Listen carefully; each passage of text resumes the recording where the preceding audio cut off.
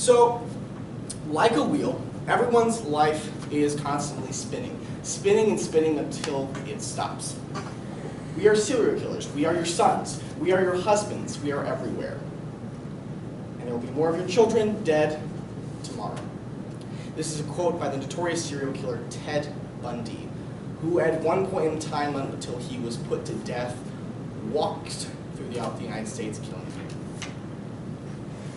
Now, the reason that I chose to give my informative speech on serial killers is since the 1950s, there's been an extreme increase in the amount of serial killers in the United States. Now, with that said, there have always been serial killers. Always have been and there always will be. But with that said, like I said, in the 1950s, there was an extreme increase in the amount of serial killers. Studies show that we still have no idea why. Now, to fully understand a serial killer, we need to jump into the mindset of a serial killer, the making of a serial killer. Now, the causes of psychopathy are still unknown. There is no dead 100% answer on why people become serial killers and why 100% they do what they do. But there are some common traits that many serial killers have. The one and the most popular and the most known trait of all serial killers is the lack of empathy. Many times within serial killers, there are different portions of their brain that don't function properly, and due to this, shows pretty much is why they have a lack of empathy, the lack of care.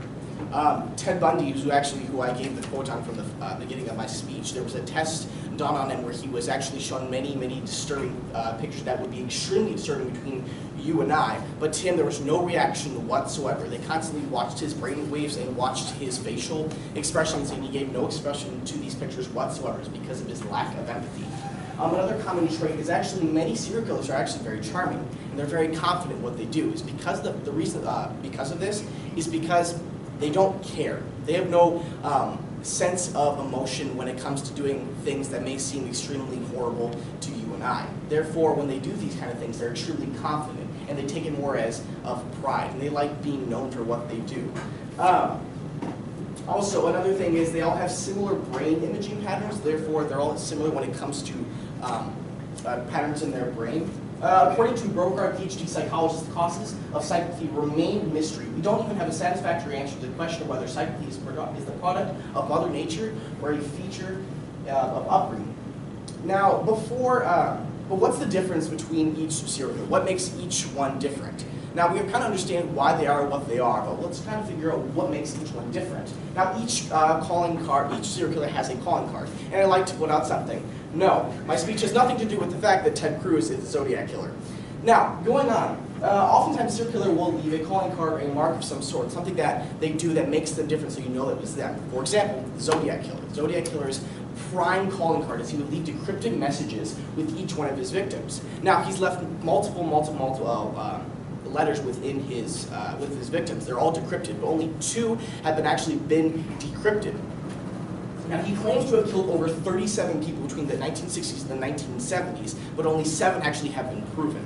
Now, I'd like to point out that the Zodiac Killer's case is the only case within the United States where there's been a large mass killings of a serial killer that has been closed and then reopened again in the 1970s when he started killing people. Therefore, he killed 6 people in the beginning, and then he went on to kill another person that the police believe was from the Zodiac Killer.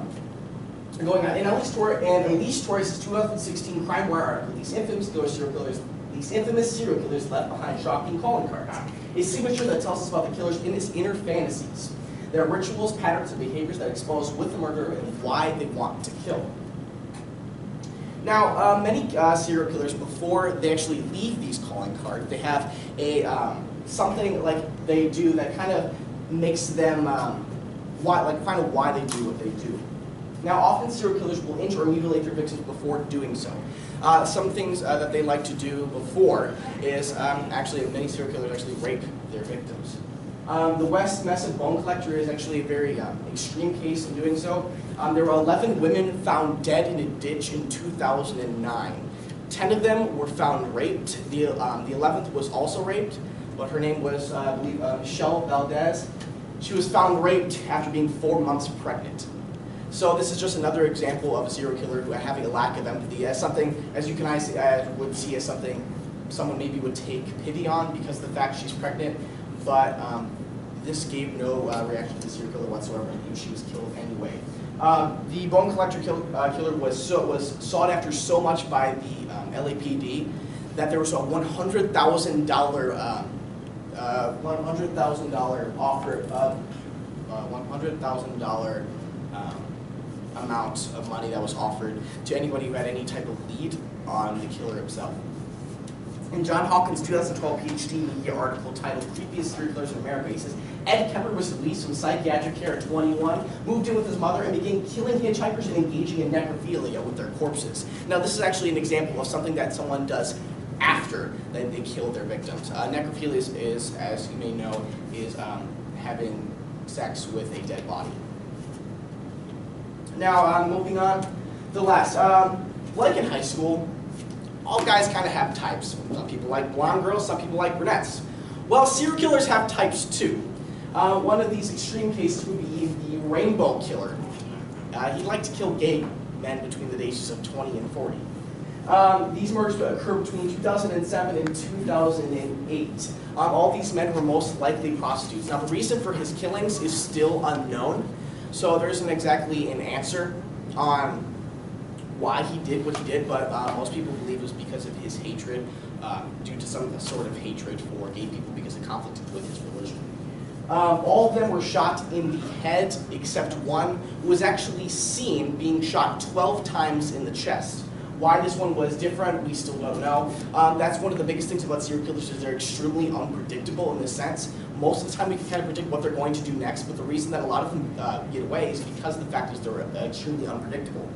Once these killers start, nothing will stop them. In Peter Vronsky's novel Serial Killers, The Method Madness of Monsters, he says, nothing, however, short of capture will stop a serial killer if he is in mid-cycle, unless these killers are stopped and or killed.